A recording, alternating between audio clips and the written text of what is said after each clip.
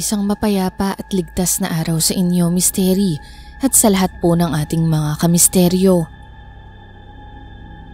Natatakot at kinikilabutan pa rin po ako sa tuwing naaalala ko ang isang pangyayari sa aking buhay.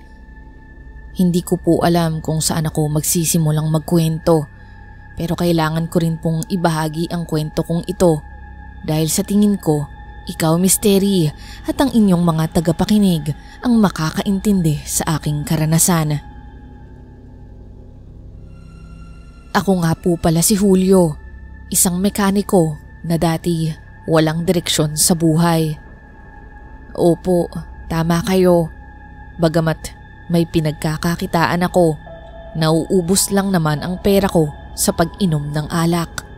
At minsan pa nga, wala akong nagagawa dahil sa kalasingan. Maaga po kasi akong naulila. Tanging mga kaibigan ko na lang ang nakakasama ko. Ang ate at kuya ko ay nag-asawa ng maaga at malayo na ang tirahan sa akin. Kaya simulat sa pool, nasanay na ako na sarili ko lamang ang iniintindi ko. Ang totoo nga niyan, minsan kahit sarili ko, hindi ko pa maalagaan ng maayos. Wala akong pakialam sa anumang bagay. Basta't may maiinom ako at malalasing, ayos na sa akin. Ang buong buhay ko ay umiikot lang sa mga sasakyan at alak. Pero Misteri, hindi ko akalain na sa isang gabi, babaligtad ang aking mundo sa hindi inaasahang dahilan. At ito po ang aking kwentong kababalaghan.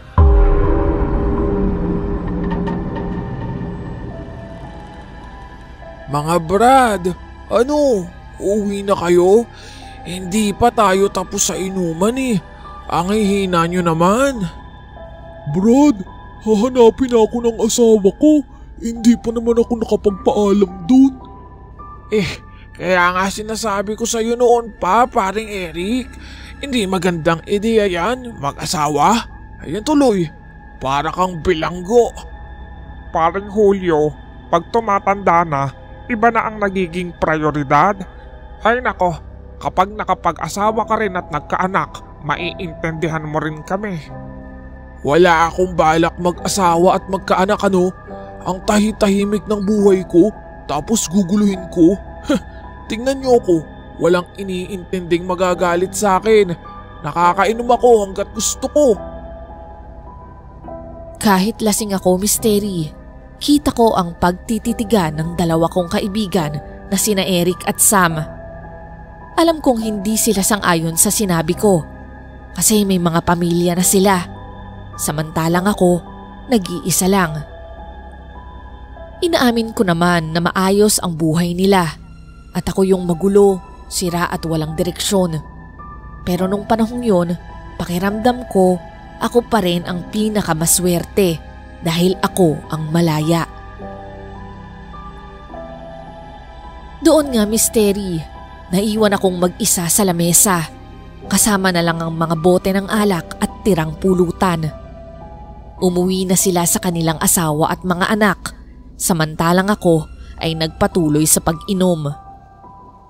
Maya-maya, nang maubos ko na, tumayo ako at pasuray-suray na naglakad patungo sa aking bahay na ilang hakbang lang naman ang layo. Pero habang naglalakad ako at pakanta-kanta, parang may narinig akong tunog.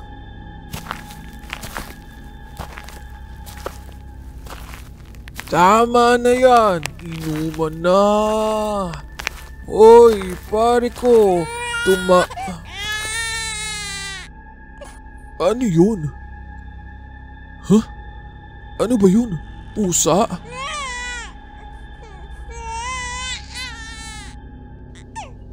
Parang sanggol pero baka naman tiyanak yun. Tapos kainin pa ako. Nagpatuloy ang pag-iyak na naririnig ko. Gusto ko sanang balewalain Misteri, pero para bang kinakatok ako ng aking konsensya. Kaya pinakiramdaman ko kung saan ang gagaling ang tunog. At doon nga, napahinto ako sa tapat ng isang basurahang may takip. Dahan-dahan kong binuksan ang basurahan at Misteri, laking gulat ko. May isang bata na nakahiga roon, nakabalot sa telang kulay rosas. Ang totoo, Misteri, ang tagal kong tumitig sa batang yun. Sa tingin ko, 9 na buwan hanggang 1 taon lamang siya dahil hindi na siya sobrang sanggol tignan pero hindi pa rin naman ganoong kalaki. Narinig ko pa nga siyang nagsalita, Misteri. Papa, Papa. Nakatitig rin siya sa akin at para bang nagpapaawa na kunin ko siya. Luminga-linga ako sa paligid. Madilim at walang katao-tao. Sino kayang walang modong magulang ang mag-iiwan sa ganitong kagandang bata? Ako lang rin ba ang nakarinig sa kanya sa dinami-dami ng dumadaan kanina?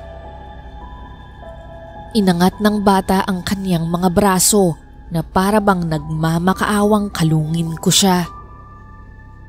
Oh, ba't ka nakatitig ng ganyan sa akin? Akala mo maaawa ako sa'yo? Siguro, makulit ka at maingay kaya ka iniwan dito. Eh naku, hindi mo ko madadala sa mga pakyut mo. Muli naman siyang tumitig sa akin at parang nangingilid ang luha. Kulang na lang magsalita ito at sabihin, parang awa mo na, kunin mo na ako. At kaya wala na akong nagawa, Misteri. Kinuha ko rin siya. Hindi ko naman maaatim na iwan siyang mag-isa roon. Pagdating ko sa bahay, agad ko siyang nilinisan. Habang inaalis ko ang telang nakabalot sa kanya, napansin ko ang burdang pula na nakasulat dito. Katrina. Doon ko nga napagtanto, ito siguro ang pangalan ng batang ito. Nalungkot ako dahil may pangalan nga siya pero wala namang magulang. Tulad ko, nag-iisa na rin siya. Kawawa ka namang bata ka. Iniwan ka na ng magulang mo. Huwag kang mag-alala. Ihahanap kita ng bagong mag-aalaga sa'yo. O sige, Kat-kat ang itatawag ko sa'yo ha. Matapos ko siyang malinisan, wala akong choice kundi ipasuot ulit ang damit niyang suot kanina. Dahil wala naman akong damit na pambata rito. At hindi rin naman ganoon na dumihan yon dahil nakabalot siya ng tela. At yung tela lang ang medyo nadumihan at lalaban ko. Nagpalinga-linga ako sa aking bahay upang maghanap ng kung anong pwedeng ipakain sa kanya. Pero wala naman akong pagkain maliban sa ilang delata. Sandali lang Kat-kat ha. Huwag kang aalis dyan. Bibili lang ako ng gatas mo. Baka mamaya kasi istorbohin mo ko sa pagtulog pag nagutom ka eh. Okay? Huwag kang lalabas ha. Usal ko sa kanya. Lumabas naman ako saglit upang bumili ng gatas. Isang bote na may tsupon at ilang piraso ng diaper. Hindi ko nga sigurado kung pwede sa kanya ang gatas na yon dahil alam kong iba ang gatas ng sanggol. Pero wala akong sapat na pera noon kaya ordinaryong gatas na lang ang binili ko. At sa awa ng Diyos, nagustuhan naman ito ng bata.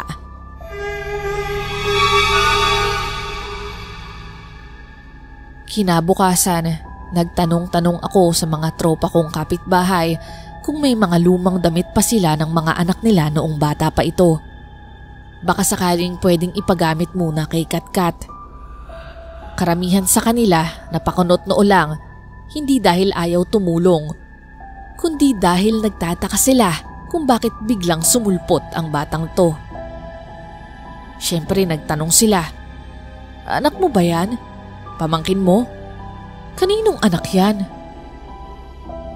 Nahirapan nga akong magpaliwanag, Misteri. Hindi ko naman pwedeng diretsyong sabihin na napulot ko lang siya sa basurahan. Baka isipin nilang nag-iimbento ako. O mas malala, baka isipin nilang may masama akong balak. Kaya ang sabi ko na lang, Anak ng pinsan ko yan.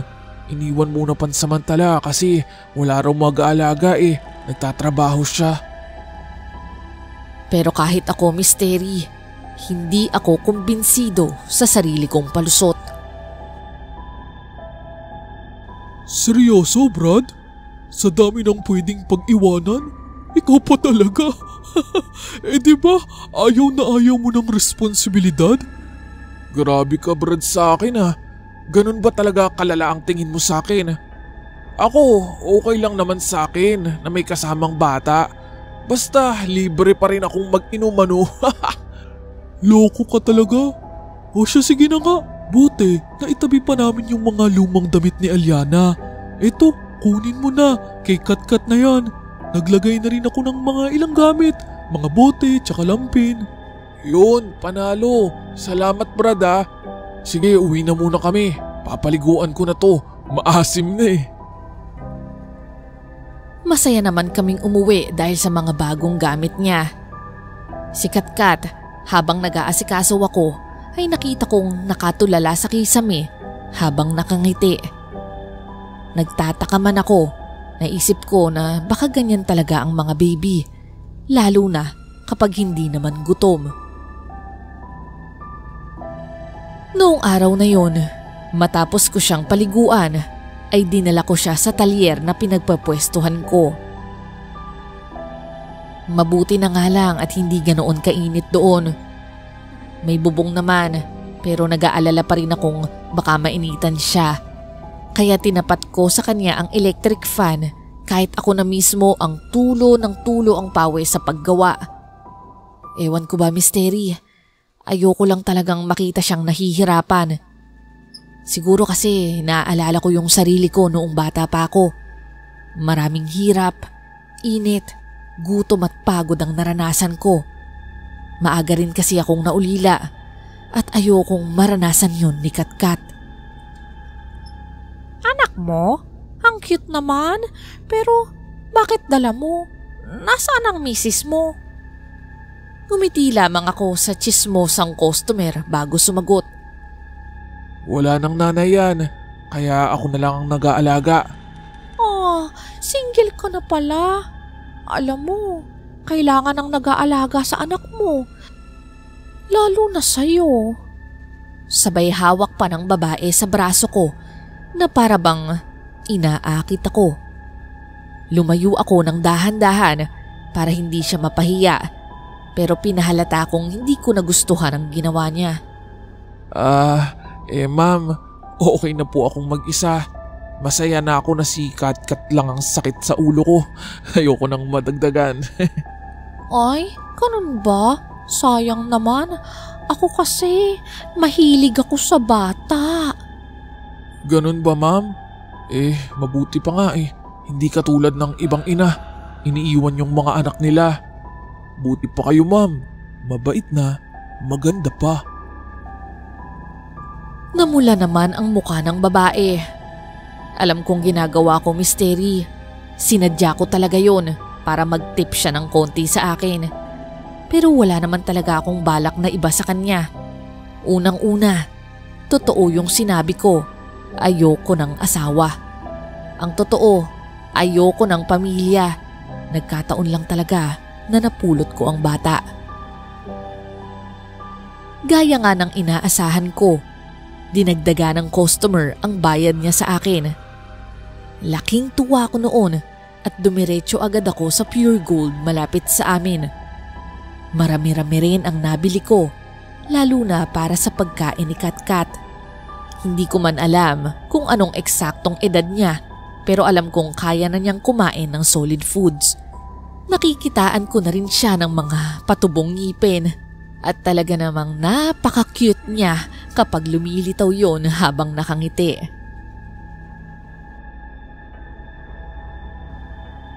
Ginabi na kami sa pamimili noon.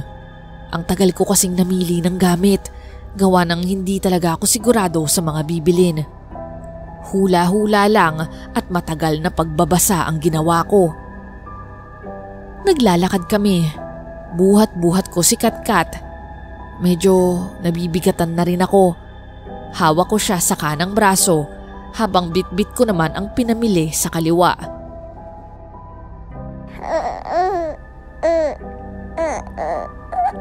Teka, huwag kang malikot. Mabigat ang bitbit ko. Sige ka, malalaglag ka. Teka, bibilisan ko na maglakad. Makakauwi rin tayo. Hindi ko alam, Misteri, kung bakit bigla na lang siyang nabalisa. Kanina naman masaya siya. Ang ganda pa nga ng mood niya. Pero pagliko namin sa mapunong bahagi, bigla na lang siyang nag-iba.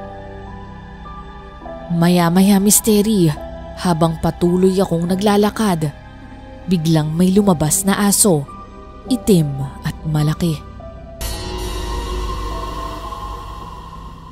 Hindi naman ako matatakotin sa aso, Misteri, pero medyo napahinto ako. Nakakatakot kasi ang ungol nito at parang nanlilisik ang mga mata. Shh! Tabi! Ano? May problema ka, ha? Panakot ko sa aso, pero hindi naman natinag to. Nakatitig pa rin siya sa akin, parang handa ng manakmal. Lalo akong kinabahan dahil lumalakas ang iyak ni Katkat. Nagulat ako, Misteri. Parang aatake na talaga ang aso. Nabitawan ko ang hawak kong plastik. Hindi ko alam kung tatakbo ako, lalaban o sisigaw. Ang lalaki pa naman ang pangil nito. Habang natataranta, dumukot na lang ako ng kung anong laman ng bitbit ko at binato sa aso. Oh, lalapit ka pa? Eto, gusto mo pa, ha? Panakot ko ulit habang inaamba pa ang isa pang bitbit.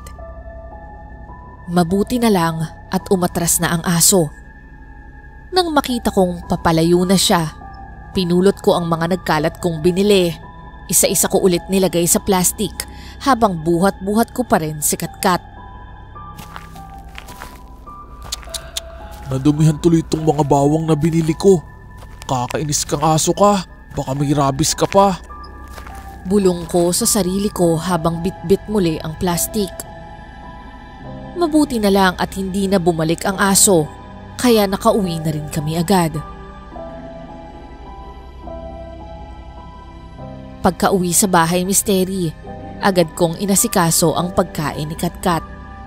Nagpakulo at nagpalambot ako ng kalabasa at sayote at saka ko dinurog at yun ang pinakain ko sa kanya.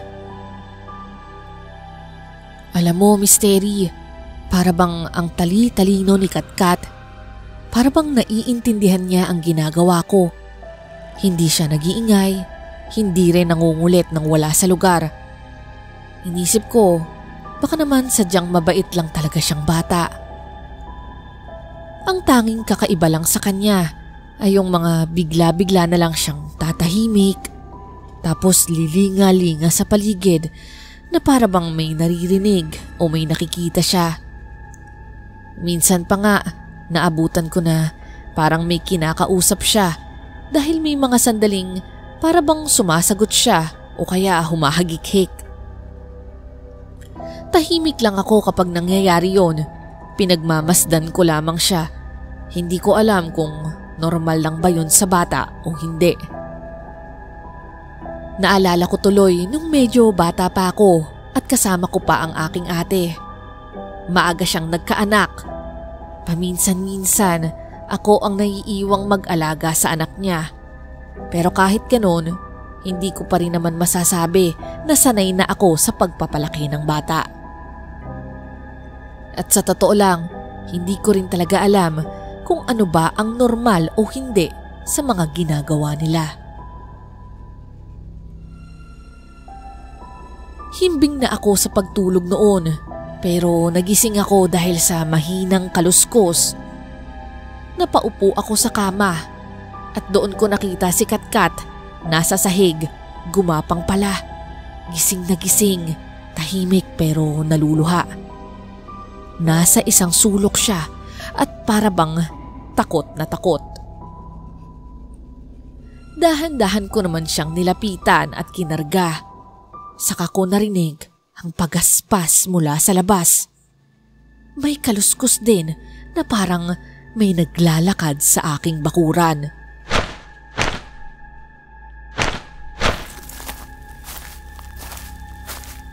Ano yun? May tao ba? Bahagya akong kinabahan, Misteri. Madaling araw na kasi at sa probinsya, sanay akong lahat ng tao ay tulog na sa ganong oras. Bukod roon, ilang araw na rin akong hindi umiinom kaya alam kong malinaw ang utak ko. Gising na gising ang diwa ko. Oh, Katkat, huwag ka nang umiyak. Pagtitimpla kita ng dede para makatulog ka ulit, sandali lang. Tumayo ako at lumakad papunta sa lamesa para gumawa ng gatas. Pero ilang saglit lang, biglang umiyak si Katkat. Malakas, parang natakot. Paglingon ko, Misteri, nakaupo naman siya pero bukas na bukas ang bintana. Para bang bigla akong nakaramdam ng panganib. Kaya kumuha agad ako ng malaking itak na nakasabit sa likod ng pinto at dahan-dahan akong sumilip sa labas ng bintana. Doon ko naaninag ang isang nilalang na tumatakbo palayo. Isang baboy, Misteri. Pero hindi ordinaryong baboy. Maitim ang kulay nito, parang baboy ramo. Pero ang laki, kasing laki ng kalabaw. Hindi ko alam kung namalikmata lang ba ako. Pero alam ko yung nakita ko, Misteri. At sigurado ako dahil hindi naman nga ako lasing. Matapos nun, agad kong isinara ang bintana. Nilapat kong mabuti. At ang pinto, kinandado ko tapos hinarangan ko ng mga bangko. At buong gabing yun, Misteri, hindi na ako nakatulog. Kinabukasan, niyaya kong mag-inom ang tropa kong si Eric. Nababahala na kasi ako, Misteri, sa mga nasasaksihan ko nitong mga nakaraang araw. Mula pa noong gabing yon na hinabol kami ng aso hanggang sa nakita kong baboy na kasing laki ng kalabaw. At syempre, sa mga kakaibang kinikilos ni Katkat. Hindi ko alam kung guni-guni ko lang ba ang lahat o kung may nangyayaring hindi ko lubos maintindihan. Kaya kahit ilang araw na rin akong hindi umiinom, napaisip akong baka kailangan ko lang ng kausap. Baka sakaling may mapayo sila at kahit papano, mailabas ko ang mga nararamdaman ko. Baka naman pre, may sumpayang batang napulot mo. Kasi simula nang dumating siya, doon lang nagsimula yung mga kababalaghan sa'yo. Baliw, normal yung bata no? Yung kilos niya, yun lang yung kakaiba. Para bang ang lakas ng pakiramdam niya.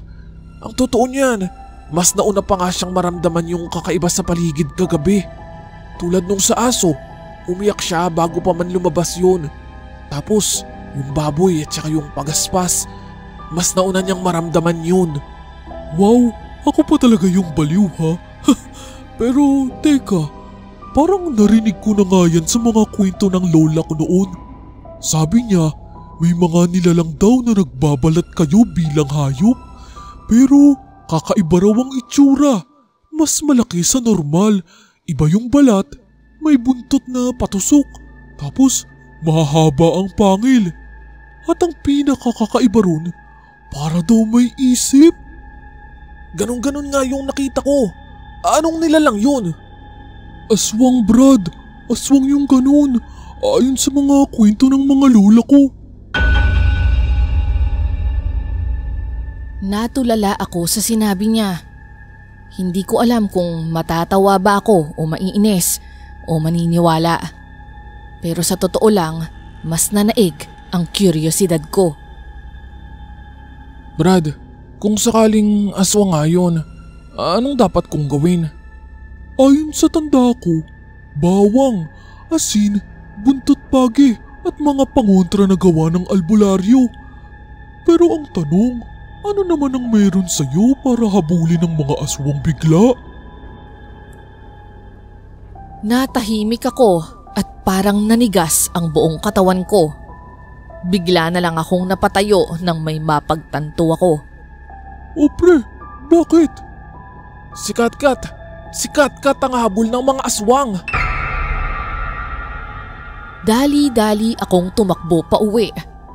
Ilang lakad lang naman mula sa bahay ni Eric pero kabadong-kabado ako. Iniwan ko kasing mag-isa yung bata.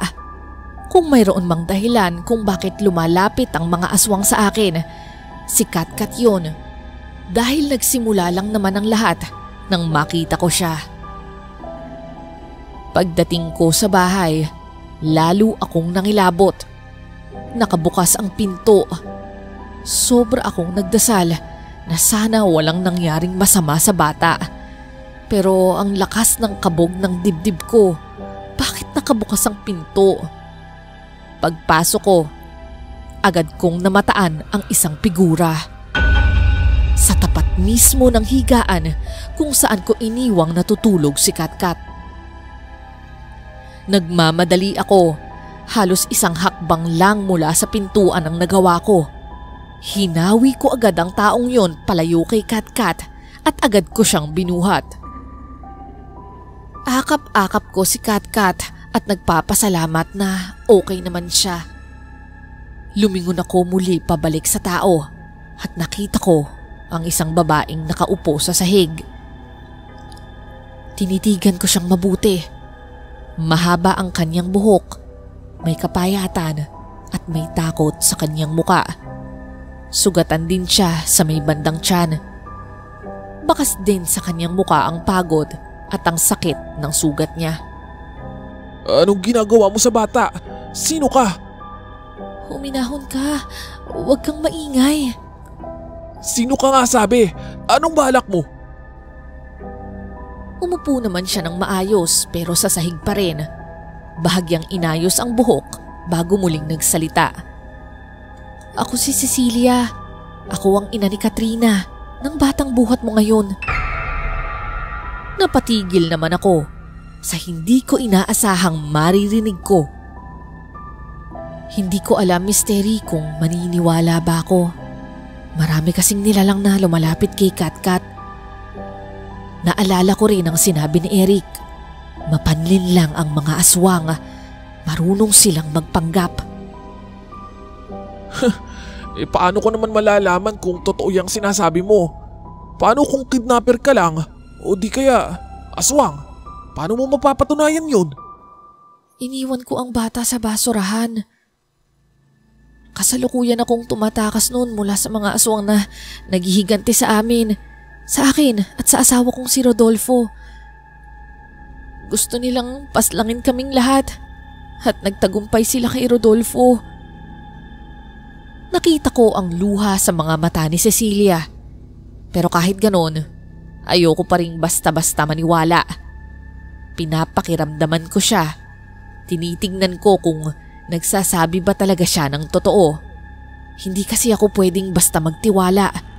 Hindi lang ako ang maaaring mapahamak, kundi pati na rin ang bata. Kung totoo yung sinasabi mo, bakit ngayon ka lang nagpunta rito? Babawiin mo ba siya sa akin? Hindi ako nandito para bawiin siya. Dahil sa lagay kong to, hindi ko siya kayang iligtas, hindi ko siya kayang protektahan. Gusto ko lang siyang makita, kahit saglit lang. At dun sa tanong mo na bakit ngayon lang ako nagpakita, akala mo lang yun.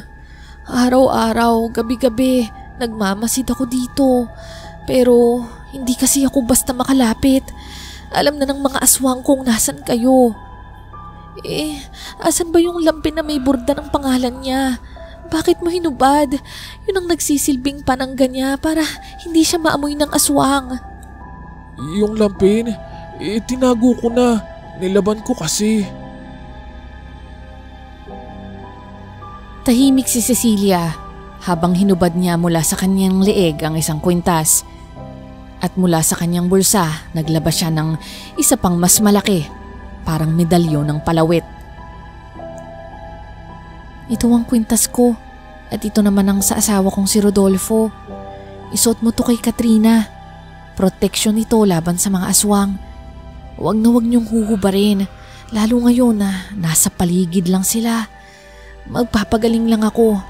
Gagawa ako ng paraan para mataboy sila. Pero hindi ko alam kung hanggang kailan ako makikipaglaban. 3 sila eh. Isa lang ako. Ito, kunin mo. Nagdadalawang isip ako kung kukunin ko ang alok niyang kwintas. Malapit na akong makumbinse sa kwento niya. Pero may naalala ako. Ayon kay Eric, ang asin, panlaban daw sa aswang. Pasimple akong dumampot ng bote ng asin mula sa lamesa sa likuran ko. Dahan-dahan para hindi niya mahalata. At bigla misteri, sinaboy ko sa kanya ang isang dakot ng asin. Halatang nagulat si Cecilia. Napapikit siya, parang napuwing. Pero wala namang nangyari sa kanya. Hindi ko alam kung dahil ba talaga sa tunay siyang tao o baka hindi lang totoo yung sinabi ni Eric tungkol sa asin. Hindi ako sigurado. Pero isang bagay ang tuluyang nagkumbinsi sa akin na totoo ang mga sinasabi niya. Si Katkat. Wala man lang takot sa mukha ng bata kahit kaharap at malapit siya kay Cecilia. Sa katunayan nga, dumudukwang pa siya rito, parang gusto niyang magpabuhat. Kita ko sa mukha ng bata ang saya. Isang malaking senyales na kilala niya ang babae. At marahil nga, ito ang tunay niyang ina.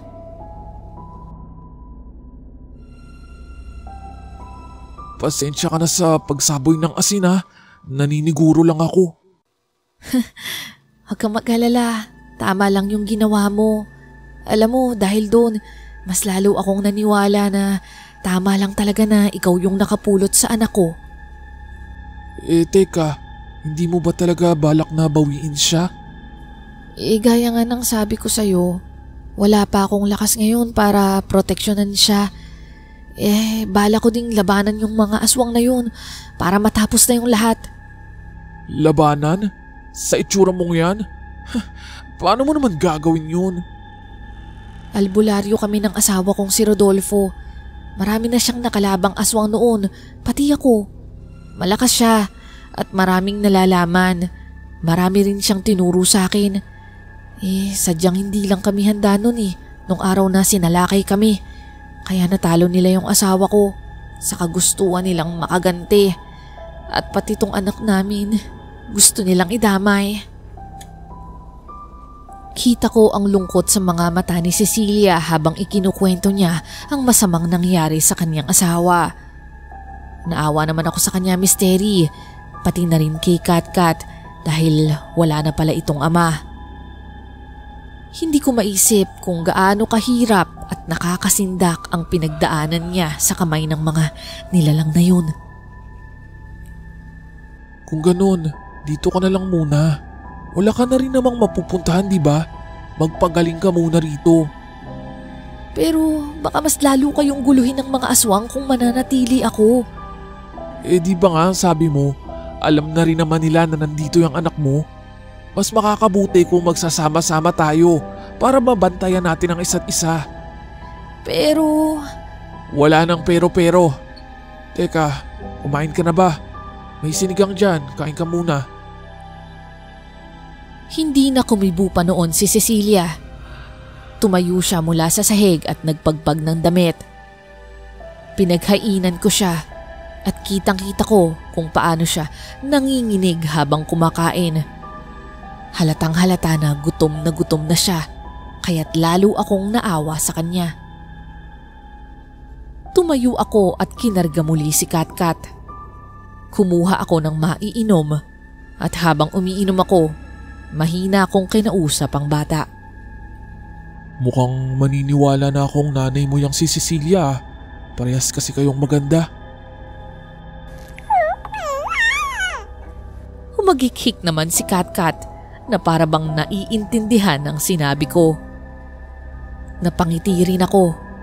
Hindi ko maipaliwanag ang nararamdaman ko, Misteri. Ibang-iba ito sa mga nakaraang araw, linggo o taon. Dati-rati, mag-isa lamang ako sa bahay na ito, kasama lang ang mga bote ng alak ko. Pero ngayon, may 2 taong naririto kasama ko. Bago kami matulog ng gabing yun, may pinagawa muna sa akin si Cecilia.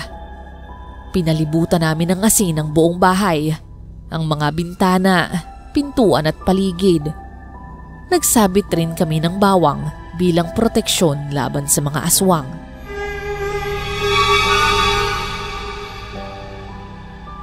Kinabukasan, magaan ang pakiramdam ko pagdilat ng aking mga mata. Sa sahig ako natulog noon, naglatag lang ng lumang banig. Pagbangon ko, gulat na gulat ako. Misteri, wala si Cecilia sa higaan, pati na rin si Katkat. Lubos akong kinabahan, Misteri, at agad akong napatayo. Dali-dali akong lumabas ng bahay para hanapin sila. Napahinto ako nang makita ko sila, ang babae at ang anak niyang masayang magkasama. Misteri, kay sarap nilang pagmasdan. Karga-karga ni Cecilia si Katkat, sabay silang nagtatawanan, tila nagkikilitian pa. Maya-maya, napalingon sa akin si Cecilia. "Oh, Julio, gising ka na pala. Pasensya ka na ha. Nakialam ako sa kusina mo. Pinagluto kita ng itlog at nagtimpla na rin ako ng kape mo." Salamat ha. Nag-abala ka pa. Kumain ka na ba? Oo nagkape na rin ako. Pinadedi ko na rin si Katrina. Katkat baby, pasok na tayo sa bahay ha. Papaliguan na kita. Maasim ka na eh. Napangiti naman ako habang pinagmamasdan sila. Hindi ko inakalang ganito pala kaganda sa paningin ang isang inang nag-aalaga sa kanyang anak. Ngayon naiintindihan ko na yung mga tropa ko kung bakit ganun sila kasaya sa pamilya nila. Maya-maya naman, napadaan si Eric. Halatang nagulat sa nakita niya. Uy pre, may bisita ka pala. Yan na ba yung pinsan mo? Nagulat naman ako, Misteri, nang biglang sumagot si Cecilia. Ay, ako nga pala si Cecilia, pero hindi ako pinsan ni Julio. Ako yung nanay nitong si Katkat. Ikinagagala kitang makilala. Ako nga pala si Eric, best friend nitong si Julio.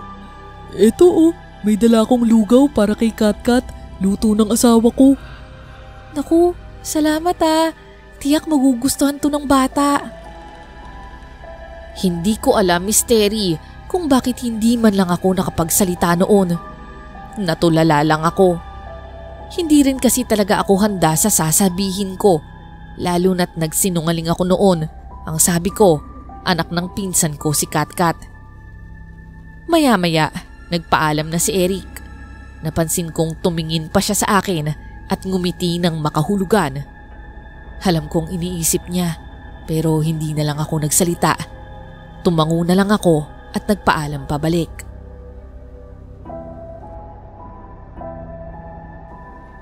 Nang araw ring yon, Misteri, naisipan naming ipasyal si Katkat sa bayan.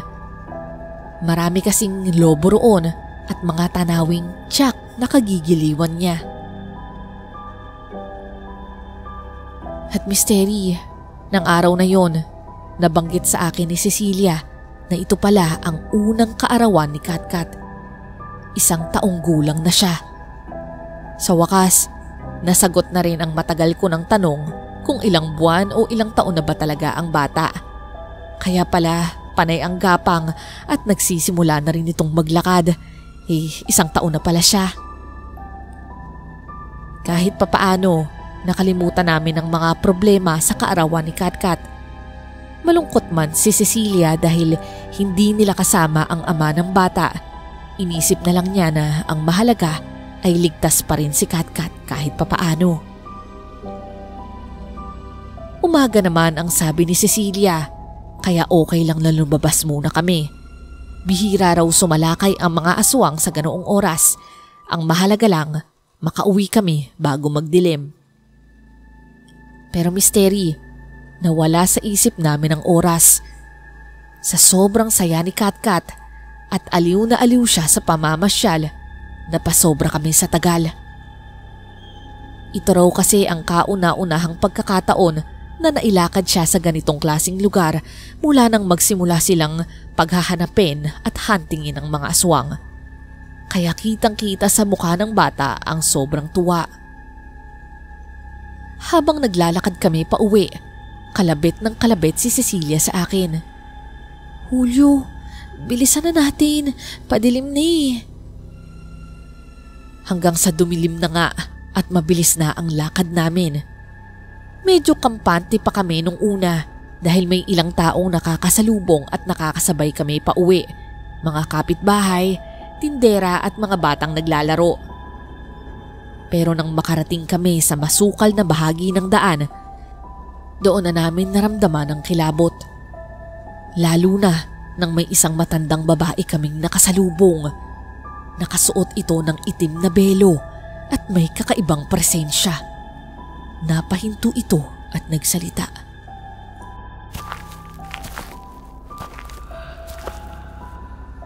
"Nakakatuwa naman ang bata. Parang ang sarap niyang kagatin." Hindi kami sumagot. Tahimik lang kaming dumiretso palakad. Alam ni Cecilia kung sino ang kaharap namin. Isa ito sa mga humahabol sa kanila. "Julio, bilisan na natin. Baka magtawag pa yan ang mga kasama niya." Ha? Kung suguri na lang kaya natin ngayon para hindi na yan makatawag ng backup. "Talaga? Kaya mo?" Lumingon naman ako ulit sa matanda. Nakita kong nakahinto lamang ito, nakatayo at nakatitig sa amin. Ang katawan niya misteri, payat, kuba at may kaliitan. Sa unang tingin, parang nakakaawa. Ang payat-payat at hukot na yung katawan niya. Sigurado ka bang aswang yan? "Oo, ramdam ko. Tingnan mo tong si Katkat. Nakayakap sa'yo, nakayuko, halatang takot na takot." Tiningnan ko nga si Katkat. Totoo nga, nakapulupot lang siya sa akin. Ayaw tumingin, lalo sa matanda. Tahimik siya at nangangatog. Oo nga no. Sige, halika na. Umuwi na tayo agad. Maya-maya lang misteri, sinubukan kong lingunin ulit ang kinaroroonan ng matanda. Pero pagtingin ko, wala na siya. Ang tanging naroon na lang ay isang itim na pusa, nakatayo, nakatingin sa direksyon namin. Bigla itong tumakbo palayo. Dahil doon, lalo naming binilisan ni Cecilia ang lakad pa uwi. Tahimik kami pareho, pero pareho ring alerto. Pinapakiramdaman namin ang paligid. Pero hindi pa man kami nakakarating sa loob ng bahay, pinalibutan na kami ng 3 aswang. Misteri, sa unang tingin, parang tao lang sila. Pero kapag tinitigan mo, mapapansin mong may kakaiba, may mali. Mas baluktot ang anyo nila. Para silang nakahukot pero mga maskulado. Mahahaba ang mga braso at pati na rin ang mga kuko. Parang mga maliliit na kutsilyo sa sobrang talas. Ang mga nilalang, isang babae at 2 lalaki. Nagngangalit ang mga panga nila habang tumutulo ang malapot na laway mula sa kanilang mga bibig. Nakita kong dumudukot si Cecilia sa kanyang bag. Ang mukha niya, matapang, walang bakas ng takot. Sa mga mata niya, kita ko ang determinasyong ipaglaban ang kanyang anak. Si Katkat naman misteri, Nakayakap sa akin. Nanginginig sa takot pero tahimik lang at hindi umiiyak. Bigla, Misteri, umatake ang isa sa mga lalaking aswang. Pero mabilis si Cecilia. May inilabas siyang buntot pagi mula sa kanyang bag at bago pa man makaabot sa amin ang aswang, hinampas niya ito.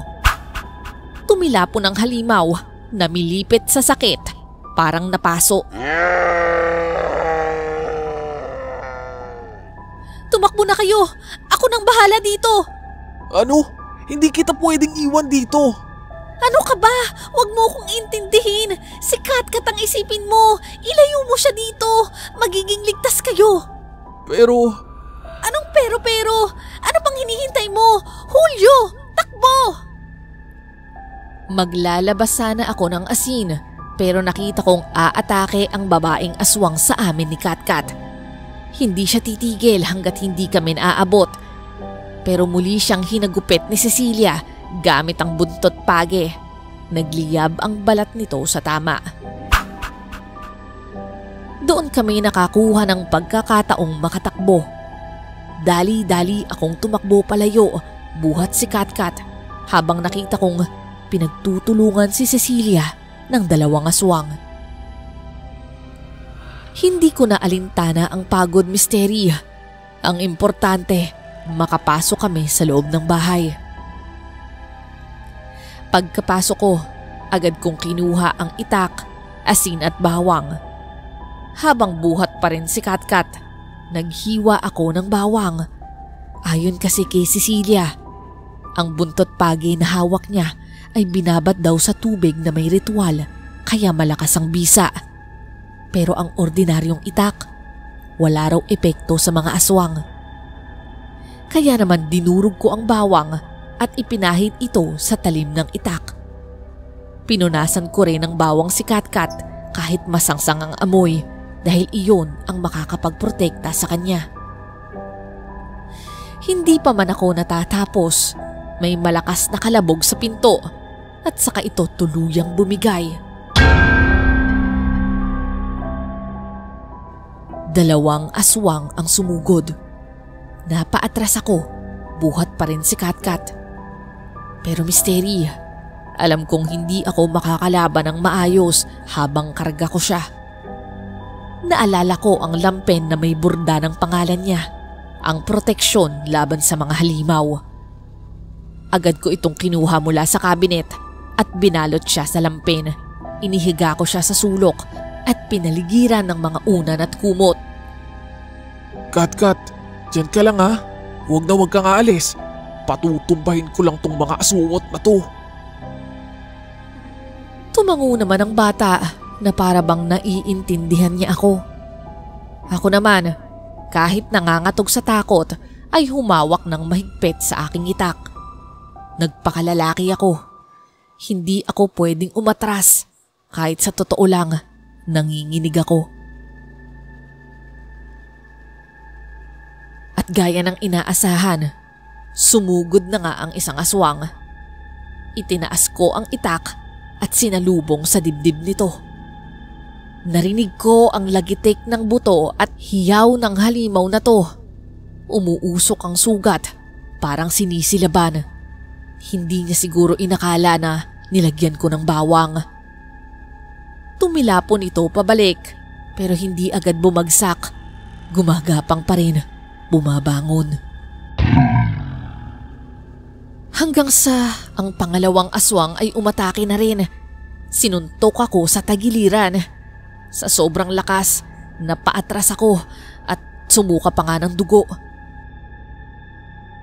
Isa pang malalim na kalmot sa braso ko ang ginawa niya, kaya lalo akong napaatras, halos matumba sa sobrang hapde.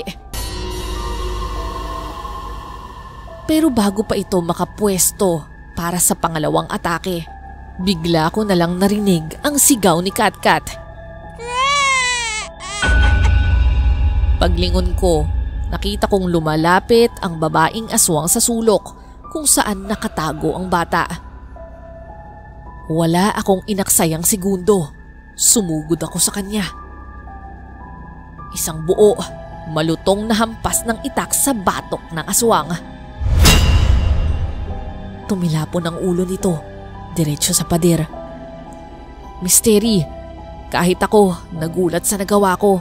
Sa sobrang kagustuhan ko na mailigtas si Katkat, hindi ko akalain na matatanggal ang ulo niya. Nangisay pa nga ito habang bumabagsak. Umuusok ang leeg, parang niluluto. Dahil naman sa nangyaring yun, lalong nagalit ang isang aswang. Dahil sa ginawa ko sa kasama niya, lalo siyang nanggalaite. Naghalo ang iyak at galit sa tinig nito. Isang ungol na parang hayop na sugatan pero uhaw na uhaw sa paghihigante. Walang iya ka! Anong ginawa mo sa kapatid ko? Dapat noon pa lang nang makasalubong kita, pinatay na kita! Doon ko napagtanto, Misteri. Marahil itong aswang nakaharap ko ay ang asong itim na nakasalubong namin noon. Kayo ang nauna. Nananahimik lang kami rito. Hindi kami naghahanap ng gulo. Tapos gusto nyo kaming saktan. Kailangan naming makuha ang batang yan. Anak siya ng mortal naming kaaway. Uubusin namin ang lahi nila at wala kaming ititira. Pues, mukhang kayo ang walang matitira. Nakaramdam ako ng kilabot sa mga bato ko. Hindi ko rin alam kung bakit ko nasabi yun, pero ramdam ko rin ang kapangyarihang nakabaon sa palad ko. Misteri, hawak ko ang medalyon na ibinigay sa akin ni Cecilia. May mga ukit at tila may mainit na enerhiya sa gitna. Inikot-ikot ko ito sa ere. Winasiwa sa hangin at itinama ng buong lakas sa ulo ng aswang. Napasigaw ito sa sobrang sakit. Nalapnos ang balat sa ulo nito. Umuusok at parang nagdurugo. Bumagsak ito sa sahig, parang nauupos na kandila. Pero Misteri, akala ko tapos na. Hindi pa pala. Bigla itong bumangon, mas mabilis, mas mabangis at sumugod sa akin gamit ang buo niyang lakas. Nabitawan ko ang medalyon at pati ang itak ay hindi ko mahanap. Sa isang iglap, napailalim ako sa halimaw. Ramdam na ramdam ko ang bigat ng katawan nito sa dibdib ko. Parang bakal ang mga braso na pilit inaabot ang leeg ko. Ngayon, titiyakin kong hindi ka na muling makakatayo. Pilit kong kinakapa sa paligid ang medalyon pero hindi ko maabot. Ang itak ko naman tumilapon sa malayo. Ang tanging hawak ko lang ay ang sarili kong lakas at desperasyon. Hinampas ko ng siko ang tagiliran niya, sabay suntok sa kanyang panga. Pero Misteri, hindi man lang ito natinag.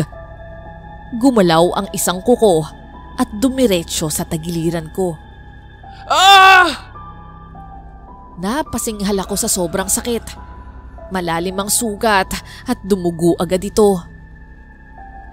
Pinipigilan ko na lang ang kanyang leeg para kainin ako. Nakabukas ang kanyang bibig at lalapain na ako sa aking leeg. Pero Misteri, biglang may hinagi sa akin si Katkat. Isang bungkos ng bawang ang tumilapon at bumagsak malapit sa kamay ko. At sa mabilis na pangyayari, agad ko itong dinampot at buong lakas kong isinuksok sa nakabukang bibig ng aswang.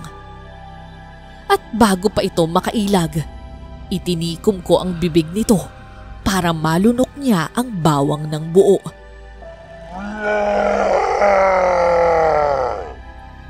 Nagsisigaw ito habang umuusok ang loob ng kanyang bunganga. Parang nasusunog ang kaluluwa niya at hindi na nito mailuwa ang bawang. Hanggang sa unti-unti itong nanghina, nangisay at tuluyang nawala ng hininga.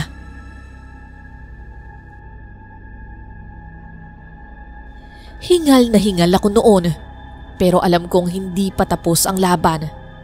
May isa pang aswang at hindi ko alam kung nasaan na ito. Muling binuhat ko si Katkat, kinuha ang itak at medalyon at dali-daling bumalik sa lugar kung saan ko huling nakita si Cecilia. Katkat, ang galing mo. Hinagis mo yung bawang sa akin. Paano mo nalaman na yun yung makakapatay sa aswang?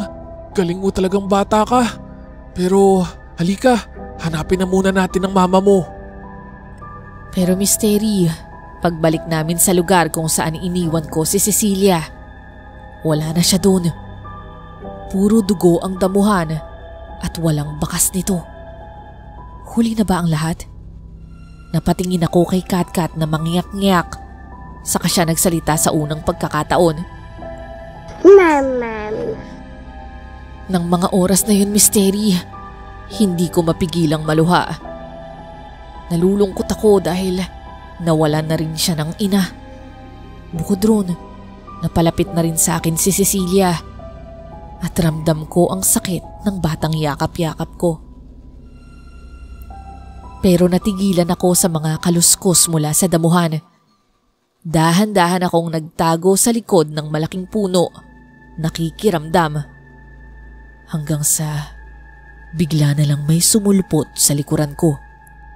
Ah! Napasigaw ako sa sobrang gulat. Cecilia, buhay ka!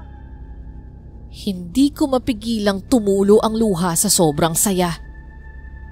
Si Cecilia, nakatayo, nakangiti, kahit sugatan sa braso at binti. Alalang-alala ko sa inyo. Mabuti't ligtas kayo. Salamat. Nagyakapan kaming tatlo, Misteri. Hindi ko maintindihan kung bakit ako, sa dinami-rami ng tao, ang napunta sa sitwasyong ito. Pero wala akong pinagsisisihan. Ngayon lang ako nakaramdam ng tunay na kaligayahan. Matapos ang gabing yun, wala nang ibang aswang na muling gumambala sa amin. Ang dugo sa paligid ay naglaho. Ang labi ng mga aswang ay naging itim na lupa. Parang isang bangungot na bigla na lang naglaho sa hangin. Nakapagpagaling naman si Cecilia ilang buwan ang nakakalipas. Unti-unti kong naiintindihan ang kanyang pinagmulan. Ayon kay Cecilia, malakas ang kapangyarihang nakuha ni Katkat sa kanyang ama. Nakakakita siya ng mga nilalang na hindi natin nakikita. Kaya pala, madalas, parang may kinakausap siyang hindi ko nakikita. Bukod roon, biniyayaan din siya ng malakas na pakiramdam na may darating na panganib bago ba ito dumating. Pero Misteri, may isang bagay na hindi ko makalimutan na sinabi sa akin ni Cecilia. Alam mo, Julio, pakiramdam ko may lahi ka rin ng albularyo o baka may kakaiba kang kakayahan. Kasi ang totoo niyan, yung lampin, yung balabal na iniwan ko kay Katkat, may proteksyon yun na hindi basta-basta maririnig o mararamdaman ng kahit sinong tao, lalo na ng mga ordinaryo. Wala naman talaga kaming balak na may makapulot sa kanya noon. Ang gusto lang namin maitago siya. Sadyang naunahan mo lang ako eh. Kaya laking gulat ko nung narinig mong umiiyak siya at pinulot mo. Pero paano kung hindi mo siya nahanap? Paano si Katkat kung iniwan siyang mag-isa?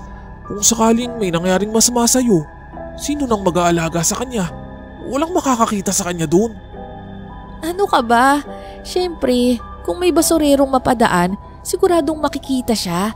Hindi naman kasi siya invisible. Hindi lang siya maririnig o mararamdaman ng kahit sino. Pero alam mo, matalino tong batang to. Kung sakaling hindi ko siya mahanap o mabalikan, siguradong makakagawa siya ng paraan. Magmula noon ay doon na tumira si Cecilia at Katkat sa aking bahay. Noong una, nahihiya pa nga si Cecilia na makitira sa bahay ko Pero ako ang nagpumilit. Hindi ko na rin kasi kayang mawalay sa bata. Sobra na siyang napamahal sa akin. Nagpatuloy ako bilang mekaniko at si Cecilia naman ay naging manghilot sa aming lugar. Mula noon, hindi na rin ako uminom ng alak. Para bang nagkaroon ng direksyon ang buhay ko. Narealize ko kasi may mas mahalagang dapat unahin, ang kinabukasan ng batang si Katkat. At nga pala, Misteri, alam kong may tanong sa mga utak nyo. 1 taon matapos silang manirahan sa bahay ko, pinilit ko namang pigilan ang nararamdaman ko kay Cecilia, pero hindi ko pa rin nagawa. Kaya umamin ako ng pag-ibig ko sa kanya. Noong una, hindi pa siya handa, pero makalipas ang 1 pang taon, sa wakas sinagot niya na rin ako.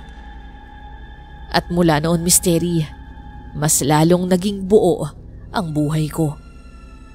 Mas lalo kong itinuring na tunay kong anak si Katkat, ang batang napulot ko sa basurahan at nagpabago sa buong pagkatao ko. Hanggang dito na lang po, Misteri, ang aking kwento. Sana po ay nagustuhan ng mga tagapakinig ninyo.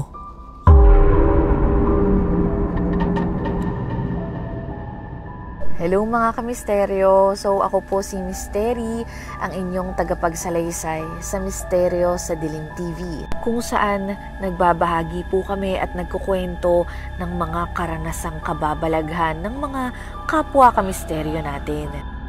Pero hindi po ako nandito para magkwento ng katatakutan, kundi para mag-shout out at bumate sa mga tagapakinig po natin, lalo na po sa YouTube.